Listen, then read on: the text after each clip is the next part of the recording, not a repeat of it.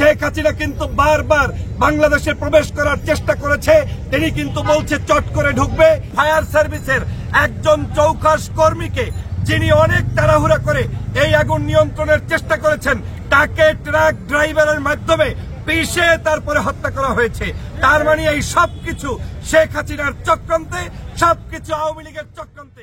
রাষ্ট্রের গত 16 বছরের স্বৈরশাসক শেখ হাসিনা যে চুরি করেছে, ডাকাতি করেছে, অন্যায় করেছে, গুম করেছে, হত্যা করেছে, নির্যাতন করেছে, টাকা পয়সা লোপাট করেছে, সেই অর্থ সম্পদগুলোর সকল তথ্য যাতে জাতির কাছ থেকে হারিয়ে দেওয়া যায়, সে কারণে এই নথিপত্র পুড়ে দেওয়ার জন্য একটি চক্রান্ত।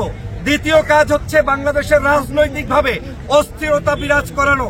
আপনারা জানেন যে পার্শ্ববর্তী দেশ ইতিমধ্যে বিভিন্ন মিডিয়ায় ডক্টর মোহাম্মদ ইউনূস সাহেবকে নিয়ে, এই সরকারকে নিয়ে বিষোদ্গার করেই যাচ্ছে। তারা চাচ্ছে যে কোনো মূল্যে অস্থিরতা বিরাজ করিয়ে বাংলাদেশের শান্তিপ্রিয় জনগণের এই যে একটি সরকার চলছে তাকে যে কোনো মূল্যে বিপদগ্রস্ত করা। আর ডক্টর মোহাম্মদ ইউনূসকে বিপদগ্রস্ত করার মানেই হচ্ছে আমার দেশের আগামী দিনের যে গণতন্ত্র, সেই গণতন্ত্রকে ব্যাহত করা। সেই কারণে এই ফ্যাসিবাদী চক্রটি এখনো উঠে পড়ে লেগেছে।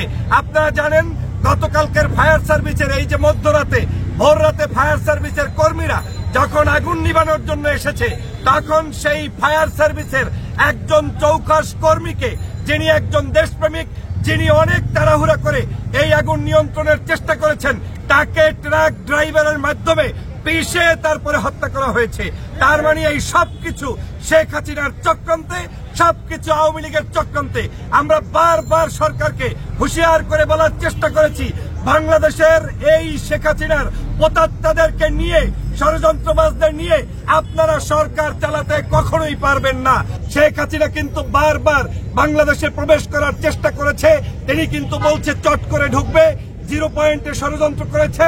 গতকালকে দেখেছেন আরেকজন মুক্তিযোদ্ধার ইতিহাস তৈরি করে তারপরে নতুন করে বাংলাদেশে আবার বিতর্ক সৃষ্টি করার পায়তারা শুরু করেছে। ইতিমধ্যেই জানেন একজন মার্ডার কেসের আসামির জন্য বাংলাদেশের যে পরিমাণ তাকে নিয়ে তর্ক বিতর্ক শুরু করেছে, এগুলো আওয়ামী লীগের পরিকল্পনা। এক বাক্যে বলতে গেলে বাংলাদেশে এখন যা হচ্ছে সবকিছুতে শেখ হাসিনা, আওয়ামী লীগের দোসররা জড়িত। দৃষ্টান্তমূলক শাস্তি দাবি করছি, গ্রেপ্তার দাবি করছি। বাংলাদেশের সবাইকে জাতীয় ঐক্যমত গঠনের আহ্বান জানাচ্ছি।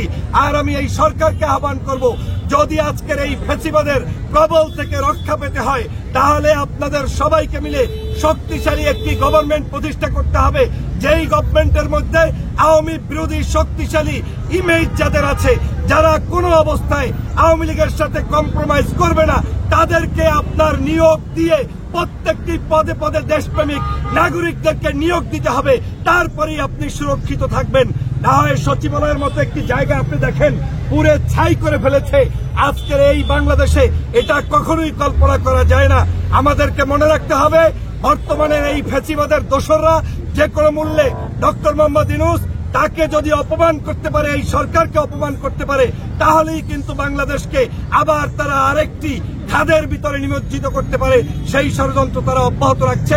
আমি বিশ্বাস করি বাংলার জনগণ তাদেরকে পরাস্ত করবে।